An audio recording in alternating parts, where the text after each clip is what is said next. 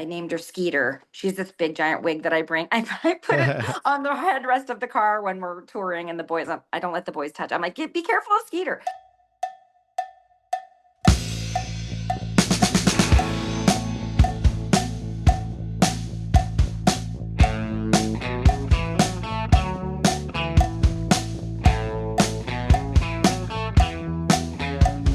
She's headed eastbound in a stranger's car, leaving LA with a mixtape and a scar. This hitchhiking life ain't going her way. She's just a 40-something. Welcome to the Marinade, a free-flowing conversation about the creative process with creative people. Each episode, we welcome musicians, actors, comedians, authors, visual artists, filmmakers, anyone who creates art to talk about how and why we make stuff. This is episode 184, and our guest is Grey DeLisle. Grey is an acclaimed actor and Grammy-winning musician whose latest record, the Grey album, is an immediate contender for my top 5 or 6 of the year. Where does one begin to introduce a powerhouse like Grey DeLisle? For decades, she was the voice of Daphne in the Scooby Doo series. She plays Azula in Avatar The Last Airbender. I'm not even going to scratch the surface of her work as a voice actor. Her music has been compared to Dolly, Parton, and Loretta, Lynn. I mean, she's a regular on The Simpsons, y'all. Just an all-around badass and very cool person. And we really connected in this conversation. Everyone, it is my honor to give you my conversation with Grey DeLisle. Ain't that a shame?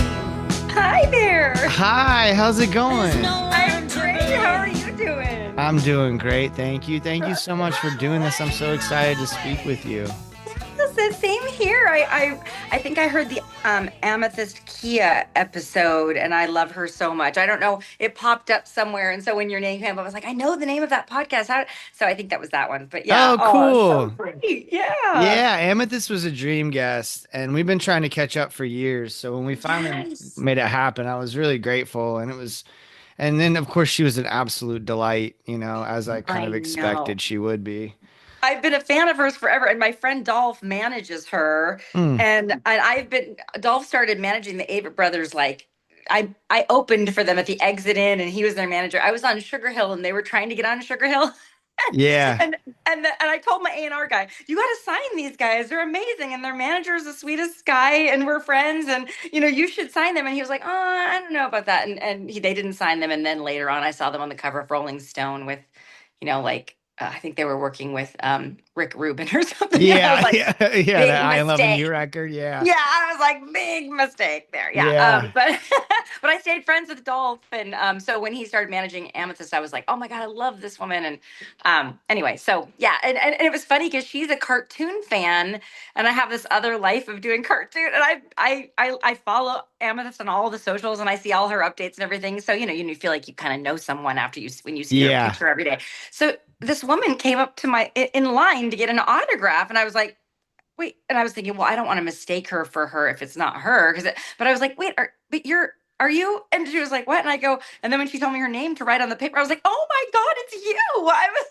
How cool. I was like, you're not. And it was funny because the payments were taking place at a different part of the line. And I marched right over to the payment person and was like, no. I was like, this person, no, I want to pay to just meet her. So anyway, it was mutual love. So great.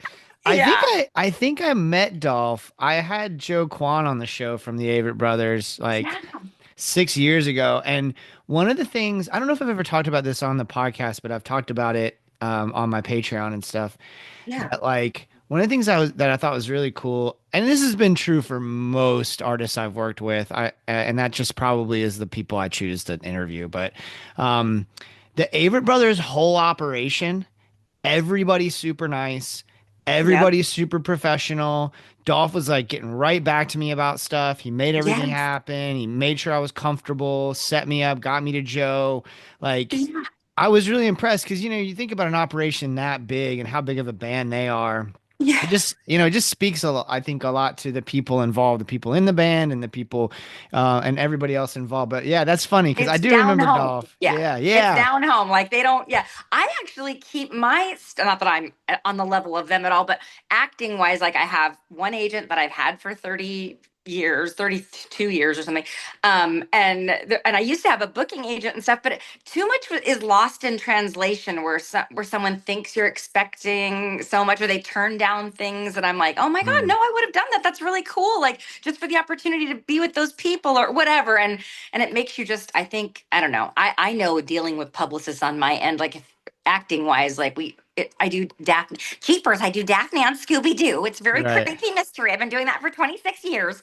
But we have huge celebrities on that thing. And there have been some people that we were terrified to meet. We're like, oh my God, this person must be a real ball of wax. Because their person was like, don't say this, don't look them in the eyes, the green M&Ms, like, just like all these things that we couldn't do. And then the person arrives, like Pee Wee Herman, for instance. I don't know, maybe he had a great, but we were terrified because they told us not to talk about this and that. He got there, hugged everybody, loved everybody, got all of our mailing addresses. He was going to send us, birthday greetings. And like, I mean, he could not have been nicer, but I feel like that sometimes whoever your representation is can really ruin things if either your operation's too big where people can't get answers, or if someone just misrepresents you.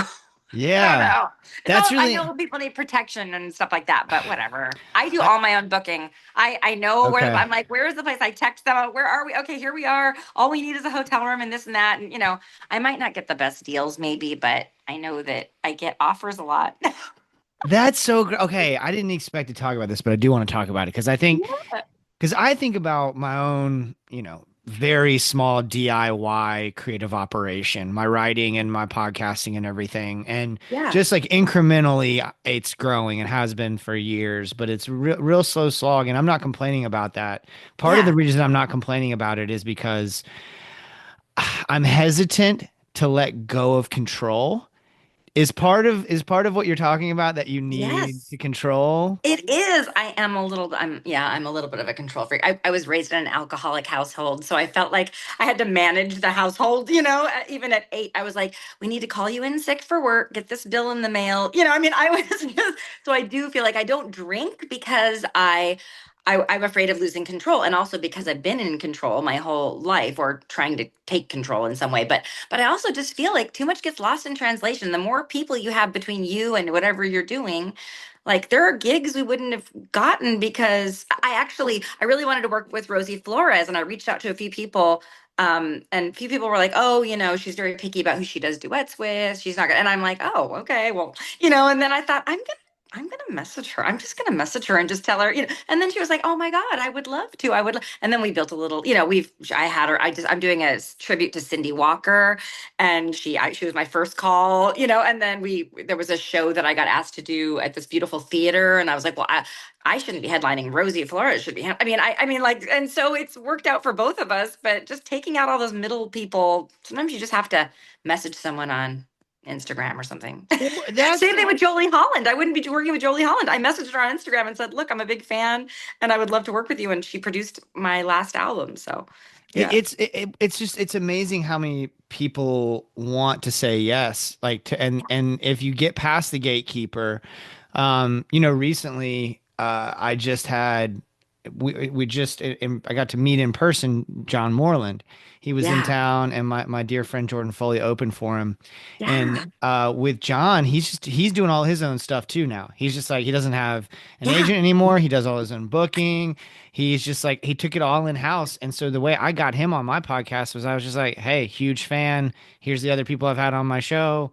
Would you like to come on? And he was like, that was one of those where it was like, this guy is in my 5 or 6 dream guests, right? Like Yes, way up there. And he was like as cool as could be. He was happy to do it. yes, But I'd reached yeah, out to his people 100 times over the last 6 years.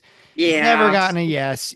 Sometimes it just yeah. gets shuffled somewhere else, or I don't get a response, or I get a no. So The I think worst there's thing they just could say is no, right? I yeah. mean, Well, and I if don't you get like a it. few I don't like cool when they people in, I what, don't like when what? they don't respond. If I don't get a response, like if I get a no, I'm like one time I got a no from Chris Christopherson, and I was like, Well, all right.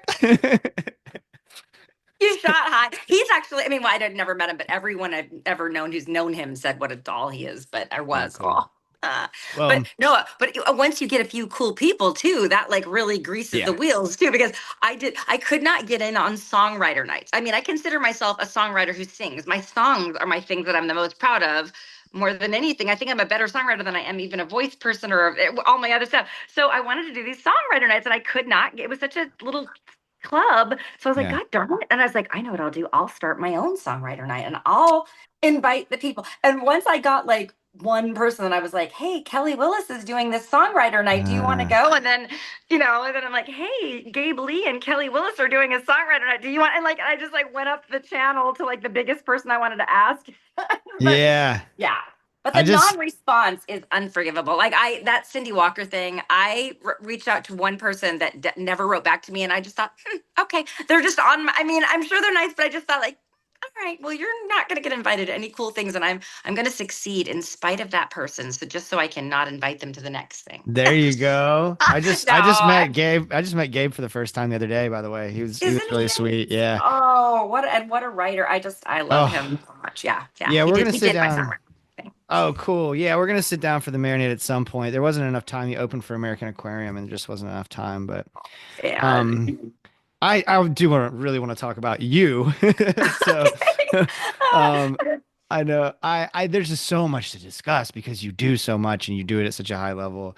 I gave this record a listen as soon as I got it, right? I get my copy in the mail, I give it a listen, and I'm just like, yes, this record, this person, I want to talk to her and I want to listen to this record and live in it. I've listened to it a ton. I listened to it Oh, again twice today, and I'm just telling you, it's absolutely gorgeous. And what you said just about like that you consider yourself a songwriter who sings, you're a wonderful singer. But oh, I totally get what you're saying about like these are rich songs, and it just I'm so impressed. 20 of them. I think that was only one of them's not written fully by you or not written by you or co-written. Um, are all yeah, one of them, Marvin Etzioni wrote one for Roy Orbison, and I've been working with Marvin since I was like 20, in my early 20s, and like he was just like my mentor, and I really wanted the record to be all self-written, but I thought, God dang it, I love a recitation, so and it was Yeah. I had to, and I love Roy Orbison, so I had to include that one on there, but yeah, the Convince Me song, so. My friend Jen was here, and when I got the record, and we were listening, and so she said something that also came out with Americana UK that I thought was just so beautifully said in the press materials here.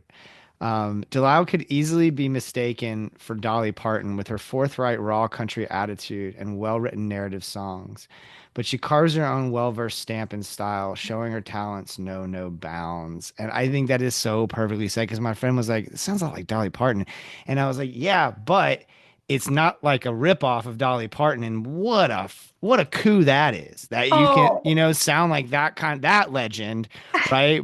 And then also these songs are very clearly your own. And oh, I'm thank just you. incredibly impressed by this record. Did you get my I sent you a signed thing and everything, right? Because I wanted to send everybody vinyl. Oh, great. Yeah. Yay. Okay, good. Because it was funny because I told Susan, I was like, I was like, I'm going to Yeah. send them vinyl because I don't Yeah. know. It's not like there's a gigantic list and I mean, I feel like it'd be so much. That's another thing. Someone said, oh, you do all your own mailings. See, here, we're turning this into like a TED talk about the business or whatever, but But it people is go, interesting. Yeah. but yeah, but they said, you do your own mailings. You should just pay. It's only a few $100 or whatever to have somebody. And I'm like, yeah, but I really want to write. Like these people are taking time out of it's. You can't listening to an album isn't like swiping a box or whatever. Like you have to take a lot of time to sit down and put the record on and pay attention and not like be doing surfing on your phone or whatever. And I really want to thank each person with a little handwritten note, and I don't know, all those little personal things. You probably get a ton of records, and I feel like any little thing that makes it seem like I care, I don't know, I just If feel I like get a physical copy, I'm like 80% more likely to spend a lot of time with it. And yeah, whether it's a CD or a record, record especially, because like I'm just a vinyl nut. So yeah. like I love to just like that night we just put it on and we had a glass of wine and listened to it. Oh, We just sat that and means so talked and like much. Oh, yeah, that it's means really a lot. beautiful. Because and then it's like the kind of thing I'm gonna, and I yeah, I do think it's good to talk about this stuff because listen, I don't mind a stream, somebody sends me like, a SoundCloud stream or something. I do my Yeah. best if it's targeted at the marinade. I Mhm. do my best to try to listen. And Yeah. but I just can't. I have a day job and like I can't do all of it. So if you send Yeah. me a record, I'm gonna listen to it, right? I mean, especially like with this a signed copy and everything. I was like, oh, this is great. I But can't wait to listen. also, did you grow up in the days? I think you're younger than me, but I mean, I grew up in the days where you go to the record store, the cover of the album and the artwork really lent a lot. Like Yeah. it clued you in on a lot about the artist before I'm going to take my time to like, you didn't know you could actually bother them to maybe put it on for you or whatever before you bought it. But sometimes you're just like, I don't know, I'm going off of cover. I'm going to go off the album cover here. If it looks cool and these people look like they're kind of up my alley, then I'm going to spend the $10 on this record or whatever. And then, and sometimes these gambles did not pay off. But Right. I from a stream, I can't see any art. I don't know what their thing is. I just can't tell much. Yeah. So I think it's sorry about all the noise here. They're building something. They're Oh, building a you're thing okay. behind them, so it's It's loud. not Anyway, it's so not yes. coming through on my end. I Oh, don't hear good. it at all. Yeah. Okay, good. But And yeah, I and so I have this, like I said, this DIY operation here. My AC might kick on in a second. I'm pretty sure I turned it off, but I don't know. I don't as know. long as you address what it is, so the audience doesn't keep going, "What the hell is that?" What the Then hell? Yeah. they just accept it. Yeah. Yeah. We used to record all of these I still do quite a bit. I recorded one in a green room the other day. And so we used to record all of these at venues. And some Yeah. of the early recordings, people have grown to require a different audio quality, I think, with podcasts. Like it used to be that there would be like cicadas in the background and stuff, like it was just it was a totally different world when I first started this, but now everyone has one. And so if you're, trying, but when I started this, nobody was doing this. There was Yeah. maybe a couple people doing it in 2016, 2017. Yeah. Joe Pug had a show very similar, and then there was the big ones, and then there was Brian Koppelman, and but there wasn't like what we're doing here. Two people talking about the creative process. So Yeah. it's interesting how these things evolve, and I'm curious about like you as a musician because you've been releasing records for a long time, Yeah. and as a musician, like how you feel like you have evolved leading up to this. I'm just gonna go ahead and call it a masterpiece because that's what it is. Oh my gosh, that means so much. Thank you, Jason. Yeah, you're Oh, welcome. oh. Well, I think I trust myself a lot more than when I Mm, was younger. I would listen to people and go, "Oh, okay." If they said, "Oh, I don't know, maybe you should change this or that," I was like, "Oh, okay," and I still am open because I do feel like you don't want to be somebody who people can't give notes to, but like they say in the program, like take what you like and leave the rest. And I'm sort of mm, that kind of person now of like, no, like that Reach for the Sky or Reach for the Sky song. I one of the lyrics is that he goes, things could get pretty ugly for a pretty girl like you. And the whole song is using the same word twice in a little different meanings in each line. I mean, this is really taking it apart, but I somebody said you should say a different word because you shouldn't use pretty twice. And I was like, no, I'm going to because that's sort of like what I'm doing here. And they're like, oh, okay. And I don't know.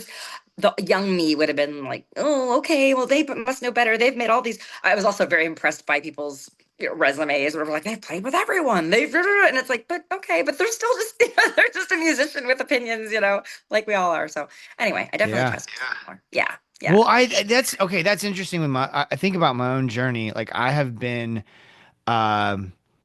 I've been getting up and playing my songs lately, and it's a relatively new, serious hobby yeah, where like I started doing it in my late 30s. I wrote songs my whole life, but I started like getting up and playing open mics and that kind of thing. And now I'm getting invited to play places, and I have a regular like residency kind of gig here, and it's really exciting. It's a fun cool. journey, but the imposter syndrome is very real because I've only been doing it for a few years with any sort of regularity, and my friends are almost all of my close friends are wildly talented artists, right? They're like really good songwriters.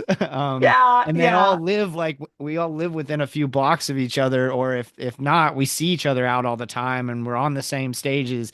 And the truth is, I just know I'm not quite as good as a lot of these folks who've been doing it for 25 years or whatever.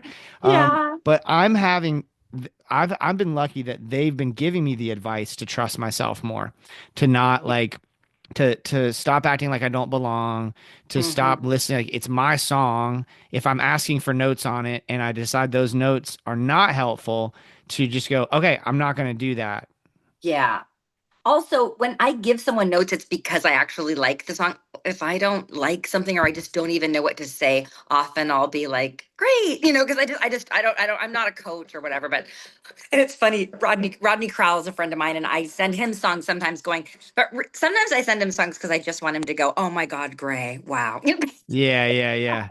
But then he'll have like a note, like, and it's a big note, and it's oh my God, of course, like he'll give me a note where I'm just like, oh wow, of course, yes, that's so right. And I was thinking that like I was just gonna get patted on the head like in the Atta Girl, and I didn't, and so they take you down a few pegs sometimes, and when it's when you have a line that's like it bugs you a little bit, but you're thinking no one will notice. Like I'm Uh-huh, sure uh-huh. I'm just being hard on myself. Yeah, and like Yeah. Cindy Walker used to say, unless you can defend every line of a song in a room full of tigers, you need to keep working. And there was this one little thing that was bugging me, and Rodney was like, "What is that? Like, what are you trying to say here?" And I was like, "Ah." And What all a my armor's falling away. what an incredible gift to have Rodney fucking Crowell as a thought partner for your songs. I just went to his camp one time. There are these things called dream catcher events. It's mostly there's a lot. There's a handful of really good people who've been at it their whole lives, and some people have had big cuts, and some people are secretaries who are like, gosh, I don't know, I've been saving for 3 years to come onto this mountain and play my songs, and then but there's a lot of like sort of like rich, like like CEOs who are like, I just really want to hang out with Rodney Crowell, and I fancy, so it was a Yeah. mix of people, but. But boy, what a gift that song. I've gone 3 years in a row and I've gotten the most amazing, critique. And then I became friends after the first camp. Rodney's like, send me songs anytime. Here's my email address. And then we just stayed in contact. And every time I write something, I send it to him. And he always sends back the most constructive, wonderful notes. But the teachers are incredible. It's like, I mean, Mary Gaucher was at the last one, and Oh she wow. what a teacher. I mean, she is, and I stayed in touch with Jamie Harris, who was there with her. Who you had Jamie Harris Jamie's on the been on the show too. show, yeah. Is this she? Oh God, I just fell in Mary love. meeting Jamie's Yeah. incredible, first of all, Yes. and she was a Yes. great interview. But meeting, I don't usually get like starstruck. I get to talk to a lot of my creative heroes, so I've gotten, Wow. I get excited, but I don't get like, oh my God, there's so and so. When I met Mary, I was kind of like, there's like an aura about her I Yes. wasn't quite ready for, I think. When I walked into Yes. that room, she was in the green room at the Graham Parsons Dairy Down. She and Jamie were on tour. And Yeah. there was some just like the way she kind of looked at me and sized me up was like, it wasn't like a rude way. It was just sort of like Yeah. No. it felt as though Mary Gaucher knew every detail about my heart, like in the first 20 seconds of meeting me.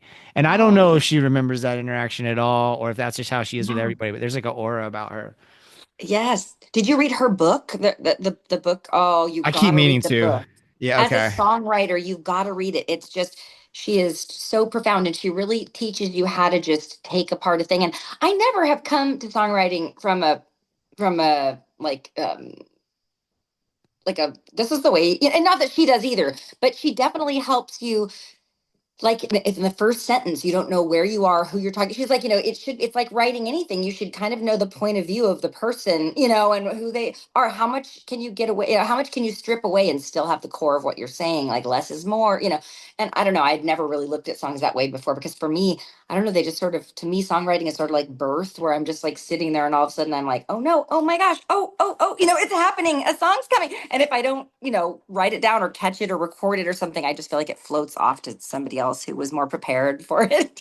Oh, But okay. yeah, Well, that I was going to be don't. a question that I had for you Oh, about process when I think about, like I said, with 19 of these songs that you wrote. I mean, there's a lot on here, right? Like, oh, and it's all good, right? There's no filler. thank you. So I am curious about that with process. Like when that idea strikes, you also have a whole nother career, right? Like you have other things that you do that are on a really high level. So I would imagine your schedule is quite busy. I would imagine you have a lot of plates spinning if a song idea comes and Yeah. you're trying to be on Scooby Doo. What, like, And I how have three does that kids. work? And I you have have three. three I have kids. 3 kids, and I'm a single mom. So I'm so funny because my other writing partner, Eddie Clendenning, is in my band, the Blue Ribbon Boys. He said every work tape you send me is you going, just a second, I'll be, okay, and then you and yeah, I know,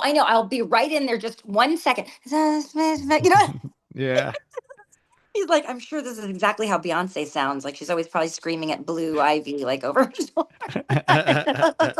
But yeah, if it comes to me, I have to grab it. And I mean, sometimes I do, like after going to camps and stuff, and I try to, I'm reading Jeff Tweedy's book right now, called, I think it's called How to Write a Song. I think that's what it's called. Anyway, I but think it's and called How I've to Write never One Song, I how to think. write one song. Yeah, and Yeah. it's really, because I've never really got like thought of songwriting as very as academic, and like there being any kind of process at all. It's just sort of like haphazardly kind of falls out, and then I like almost like sculpting or something. Like it's like, okay, oh, something's there, okay, Mhm. let me just like, oh, it's that, like, you think it's one thing, and then you're like, wait, oh, there's a nose here. Oh, I see what is it under here, as you think about it more and as you hone it more and more. So, but it's interesting. So I've taken some of his exercises, and I'm like, oh wow, okay, I can write this way too, which is yeah. So I have another record coming out. Well, I'm going to work with John Carter Cash next month. We're recording 13 original songs at the Cash Cabin in April.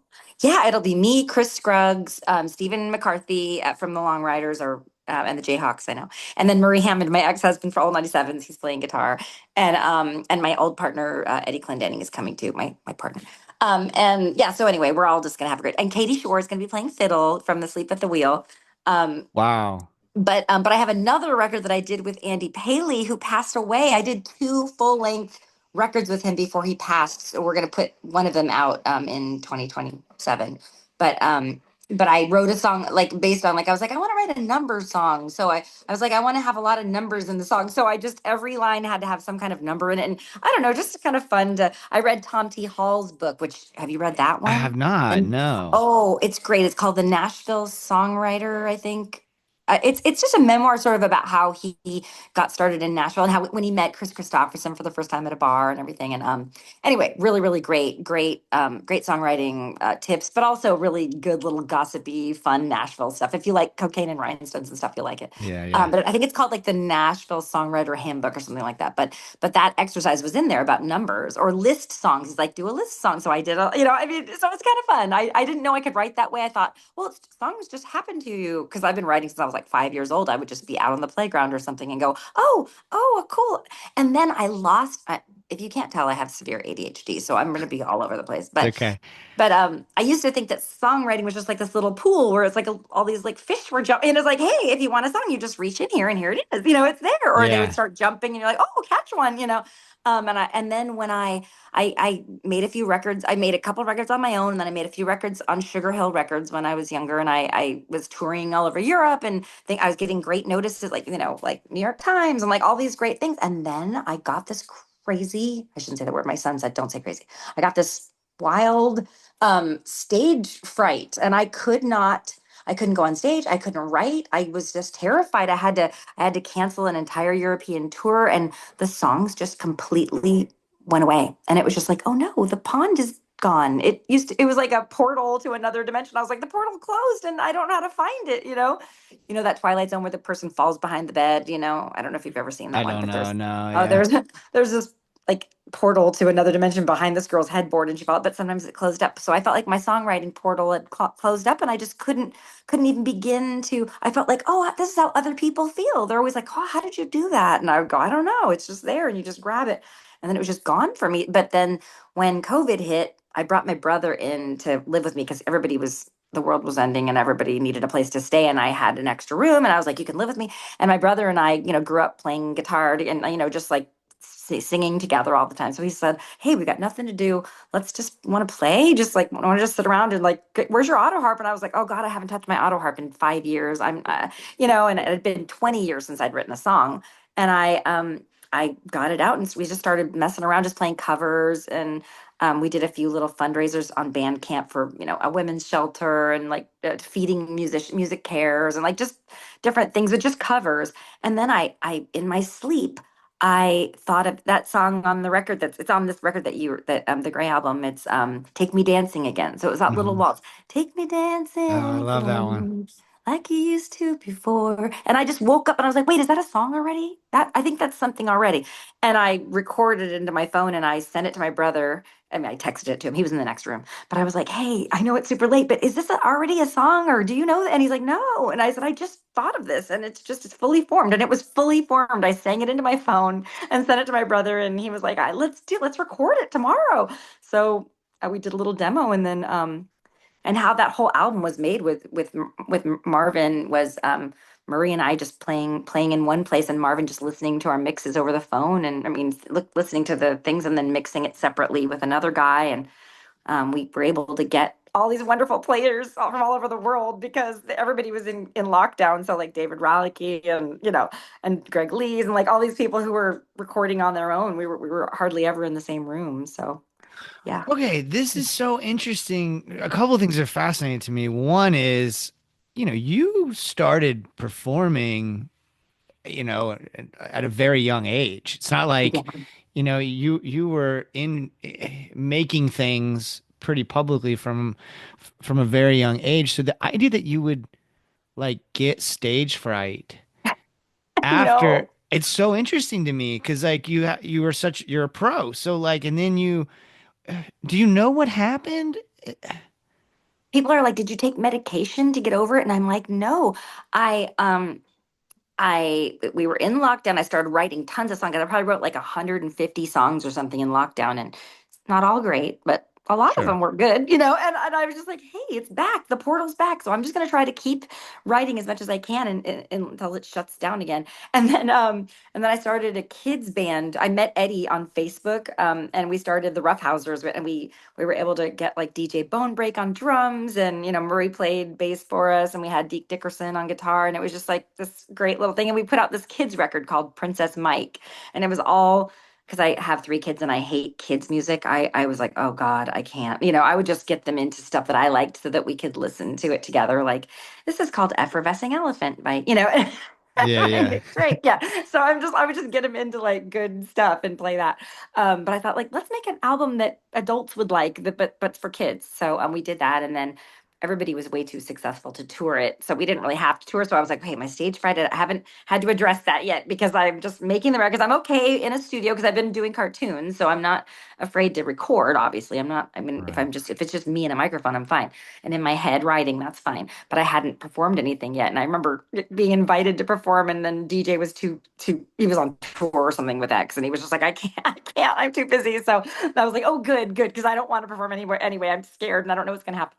But then I made a record with Jolie Holland and she produced it and that came out in February of last year. Yeah.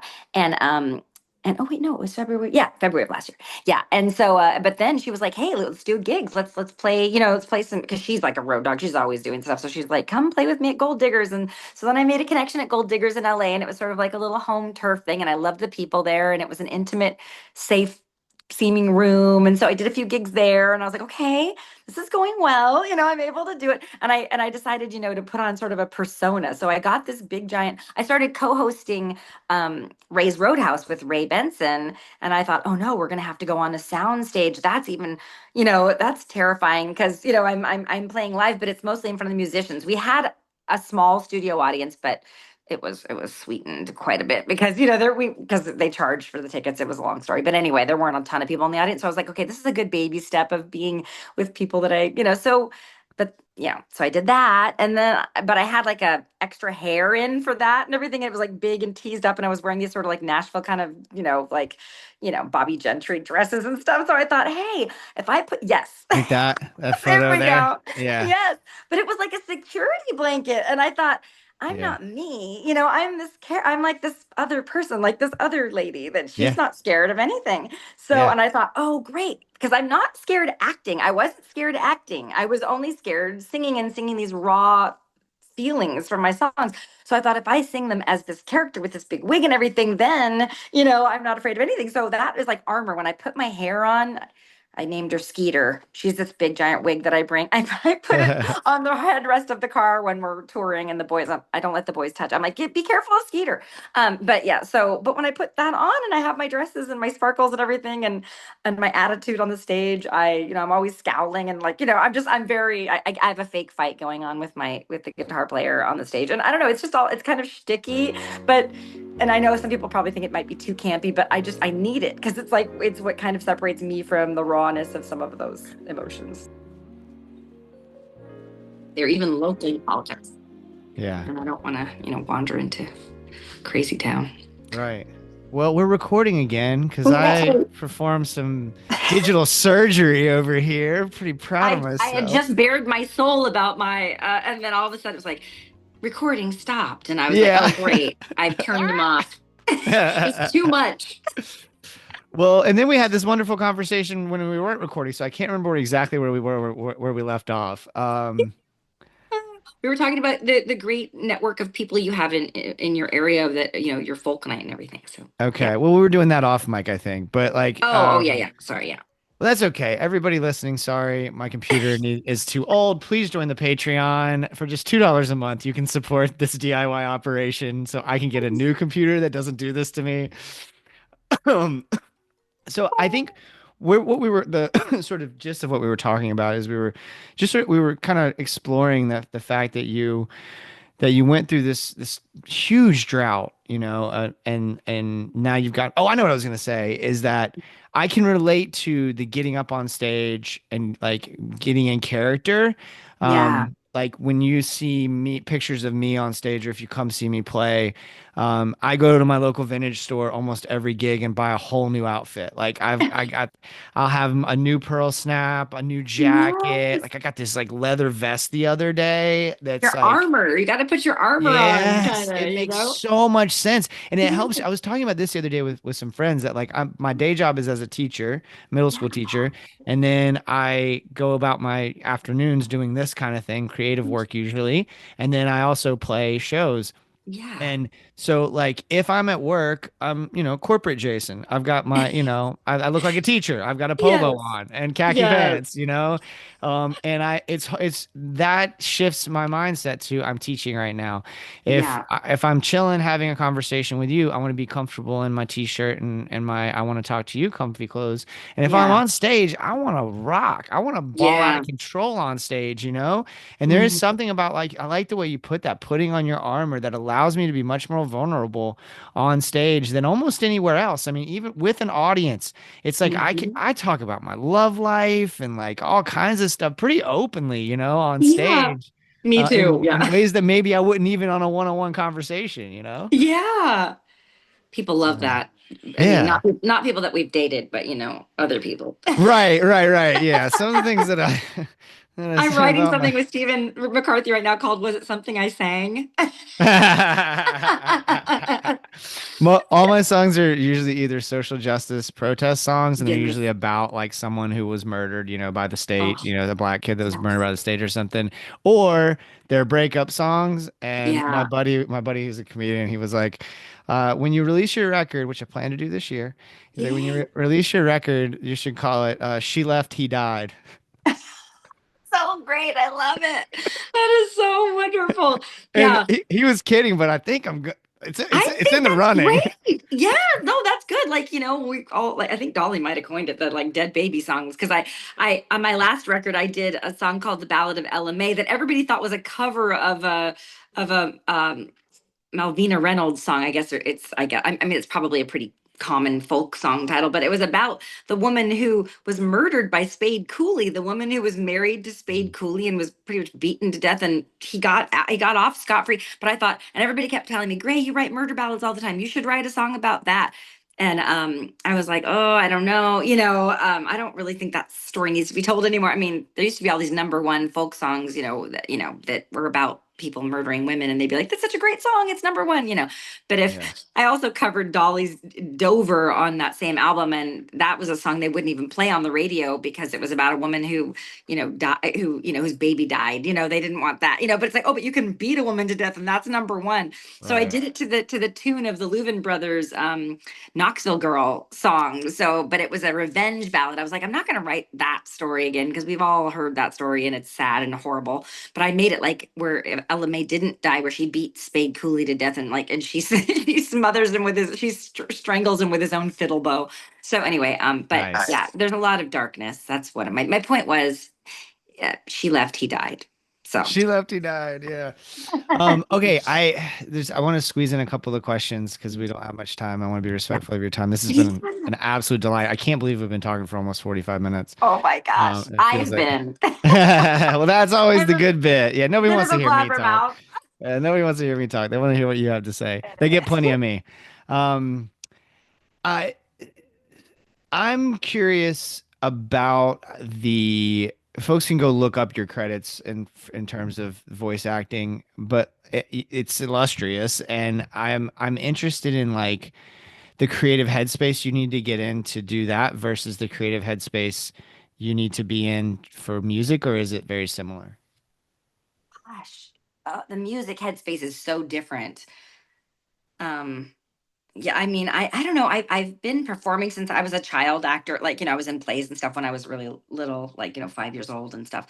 But I've also been writing songs since I was 5 years old. I had a really tumultuous childhood. I was raised by alcoholics, and then my grandmother kind of took custody of me, and and I moved around quite a bit. My kids are all sad because we're moving to Nashville and they have to leave their school, and they're very sad. And I'm like, you guys, I moved every year, and it made me. And they're like, my daughter was like, well, really? Why? And I go, because we just had to, things were nuts, and and I said, but it made me a very sturdy person who could make friends with anyone and go anywhere, and just do anything. So this is going to be a great thing. We're going to come back to LA after in December, but we're doing this a short move because during the California fires, their school burned down, and their dad's in Nashville, and he said, I every weekend I go sign those autographs at different conventions, or I'm playing music, or so he's going to watch them on the weekend for me.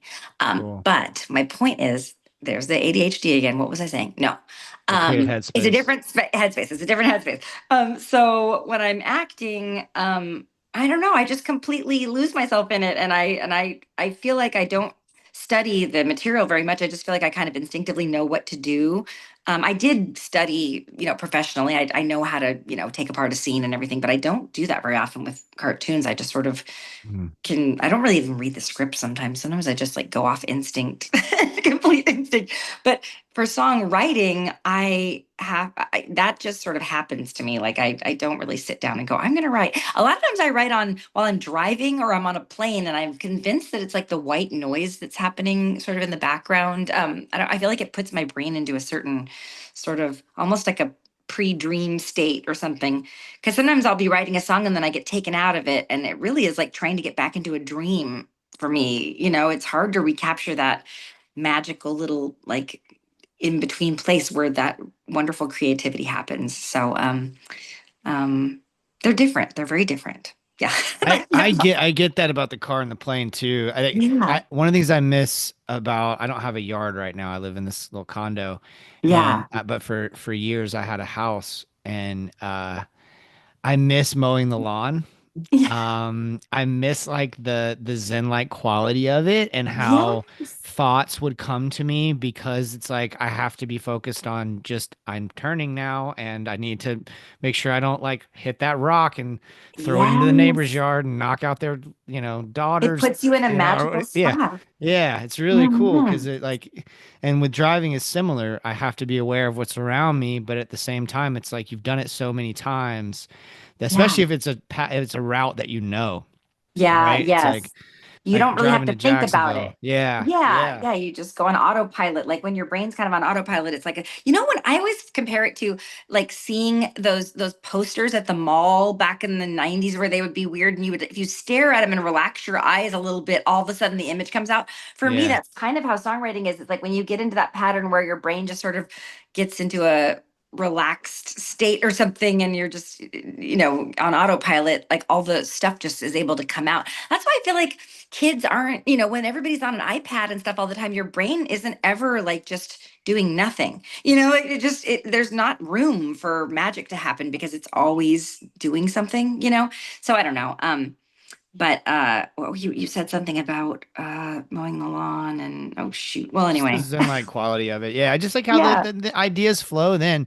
And also I might be listening to music or on a podcast when I'm mowing the lawn, Yeah. but typically, I'm just mowing the lawn. Yeah. And so it's not like I'm not on my phone. And that's the thing that I feel like I've probably talked about it ad nauseum on the podcast in recent weeks about like my relationship with technology and my phone and how much I'm mindful of it right now. Yeah. And like today, folks who listen to the show know I haven't been taking my phone to work, and my commute, I ride my bike to work, and so I'm on just a bike ride, Mm-hmm. just nothing but my thoughts and the sounds around me, and then I get to work and I teach all day, and I ride my bike home, and then I treat it like a landline. I get the dopamine Yeah. hit when I get home, but I took my phone the last 2 days. Uh-huh. And I don't even know why. I just, not Yeah. today, but the previous 2 days, I took it with me. And then, great, today I didn't take it. I'm Oh, telling you, my anxiety, it gets cut in half. And I'm reminded of it when I don't yeah. have my phone on me for a little while. I'm reminded of like how I taught my ass off today. Like Oh, yeah. I was a superstar in that classroom Oh, today. There was yeah. learning and growth happening in a way that when I have my phone, I'm still good, but Yeah. not like that. Yeah. And I jotted down a line, because like again, Yeah. like There's that we're talking room. about. Yeah, exactly. You're Yeah. not distracted. So But like other people say, like, I'm going to go to a songwriting meeting right now and we're going to sit. And I'm like, that sounds, I don't know. To me, I couldn't imagine just sitting down and going, okay, I'm writing a song. Like when I write with someone, yeah. they send me like an idea, like a line or something. Or sometimes somebody says something, or I'm in an argument or something with someone. And I'm like, oh my God, wait, we have to pause our argument because that is an amazing line. Or, yeah, like I'm Paul Williams, Paul Williams, the amazing songwriter, Rainbow Connection. And we've only just begun. And like, I mean, Paul Williams, he's like a world class, amazing songwriter. And he wants me to go to his house so we can sit down and write something, but I'm so terrified.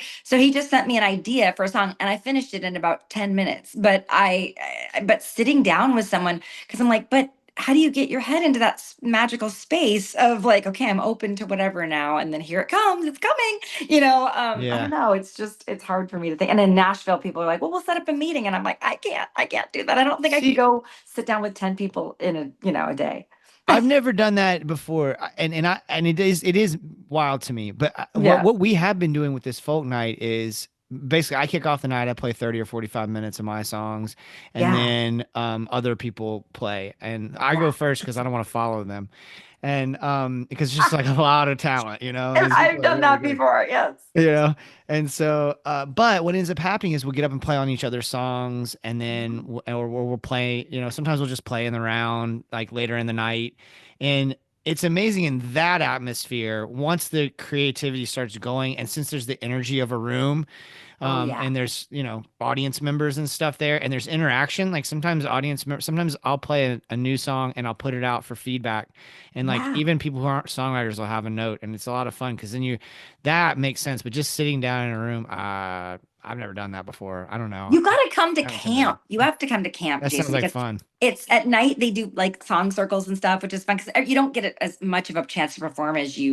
we used to when it was smaller, but now it's getting kind of big. But yeah, and all that creativity. I write like 5 songs every time I go to camp, just because you're so inspired by good people. Just inspire you to go like, I gotta, like, people would want to hang out longer, and I'm like, I gotta get back to my cabin and write songs. I'm just so excited. I've got like 9 ideas. So What's it yeah. called again? What's that It's camp? called It Starts with a Song. That's what It starts Rodney's with camp is called. Yeah, It Starts with a Song. And they haven't given the dates. It's usually in August, but I guess he told someone that they might not do it this year. But there's so many great camps. Like oh gosh, Rowette Miller, the singer of the old 97s, he does a camp. And there's so many great Huh. songwriters that have camps. So I'm gonna email you a message for your students Oh, that'd too. be awesome. Yeah. Oh, that'd be amazing. Do they like Azula from Avatar The Last Airbender? If they're middle Yeah. schoolers, they probably. Yeah, they Okay, so do. I'll send Yeah. them. I'll send this and just to Jason Earl, or does it the Marinade? How do you, is it? Well, I'm sure your email's in my email somewhere, but Yeah, yeah. it's marinadepodcast@gmail. Okay. Okay. Yeah, so that Yeah. would be awesome. Of course. Yeah, that would be so cool. Kids would lose their minds. Okay, you only have a couple minutes left, and I want to be respectful of your time, but we usually end on. This has been amazing, great. Thank you so much. Oh, so much fun, Jason. It's such a pleasure. That we usually end on what you're getting down on. So that is the art that has you fired up at the moment. Oh my Could gosh. be music, could be TV show you've seen, could be a painting that inspired you lately. I never see TV. I feel bad. I feel like an NPR. They're like, I don't watch TV. I want to Yeah, watch TV. I don't Believe me, I want to either. watch TV all day long and all night long. I love crime shit. I know. Oh, sorry, but I You mean, I can know say that. shit. Okay, good. Well, I mean, I Yeah, know women love true crime because we're just doing our homework for when we get attacked. But right. I've started watching things and then I'm falling asleep because by the time I get all the kids settled and everything, I'm just like, okay, now I'm gonna and then I fall asleep. Yeah, yeah. Um, gosh, I have a true crime story that involves a guy I played basketball with in high school. I'll have to tell you sometime. oh To my yes. knowledge, I don't think it's ever been made into like a book or a podcast or anything, and it is a wild ass story. You have to tell me because my friend Nancy Muscatello, who did the Scamanda podcast, I don't know if you ever heard. It's about the woman who lied about having cancer. She's always Oh, looking for new true crime type things to do. A friend of mine found a diary in her wall. She was getting some construction done, and it's like this woman's like confessing to all these murders. And so anyway, Nancy wanted to do that, but my friend got skittish about letting the diary go. But anyway, but yeah, no, if you got a good thing, yeah, good let's one. talk about it because I could Yeah, hook you up with somebody. She works for IFC and she's a producer at IFC and she cool. would research it for you. Anyway, I am getting down on my friends, the Doohickeys. They just put out an album called All Hat No Cattle, and it's Nice. yeah, it's That's really great. awesome. It's fun. It's clever. They're just a great duo, and Uh-huh. I recommended her. I know the producer of the new Dolly musical in New York, and I recommended the singer from that band to do Dolly. She'd be perfect. She looks kind of like Dolly. But she's really young, and she plays fiddle and guitar and auto harp, and she's amazing. So anyway, the Doohickeys, all hat, no cattle. Yeah. Nice. Okay, that's fun. I'll check that out. That sounds like a lot of Yeah. fun. Great. Your record is beautiful. It is Oh, truly a thank masterpiece. you. I cannot wait for people to hear it. April Oh, 6th, if I'm not April mistaken, 4th. April I think it's 4th. April 4th. I Okay. think. Yeah. April 4th, you're right. April 4th, it's coming out, and this should be out by the time that is released. And I'm just so excited for folks to hear it. I've been Oh, wearing it out. I'm going to continue to yeah. wear it out and spread the word. And this has been so lovely to connect with you. Thank you so much for your openness. Oh, you too. I love talking. I love to nerd out on songwriting stuff. So Yeah. Yeah, this was fun. I yes. learned a lot and it was a good time. So thank you Thank so much. you. Go No get your problem. kids and we'll talk I'm soon, gonna I'm send you a sure. message for your kids right now. I'm gonna do it right now as soon as I get home. Awesome. Thank you so Okay. much. They're gonna Okay. love Bye, that. All Jason. See right. ya. Bye. Take care. Bye. Yeah.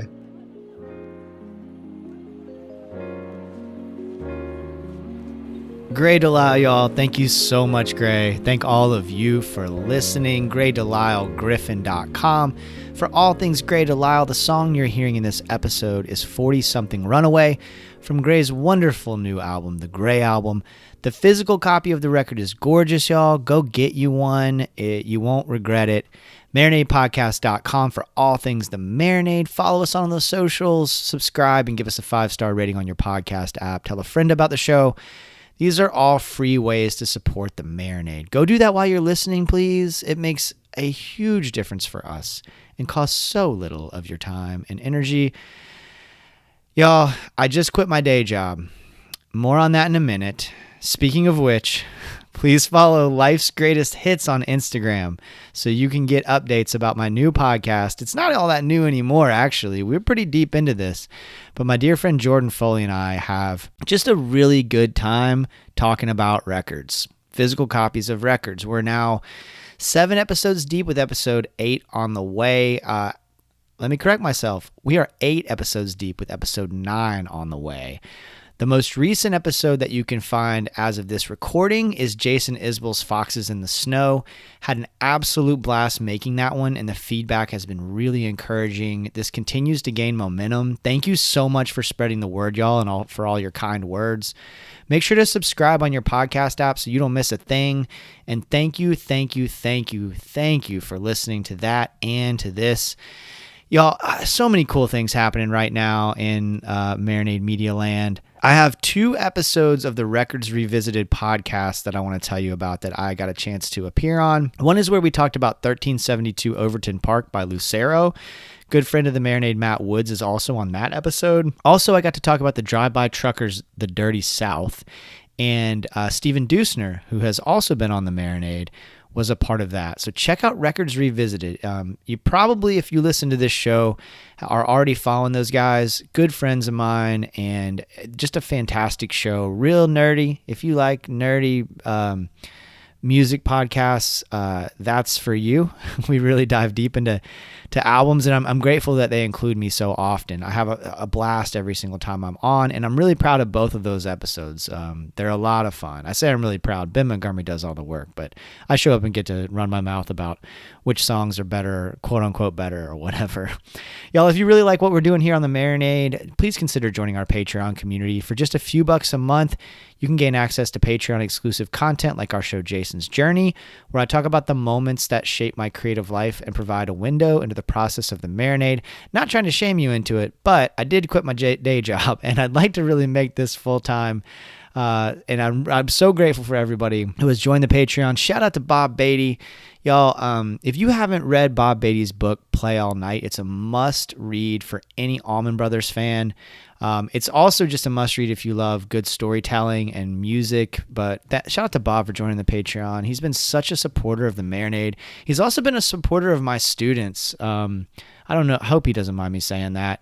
It just made me feel so good. I hate that I had to quit my day job, but I had to stand up for myself, y'all. And people are just so outside of the system itself. People are so supportive, and I appreciate it. I wish that folks would vote.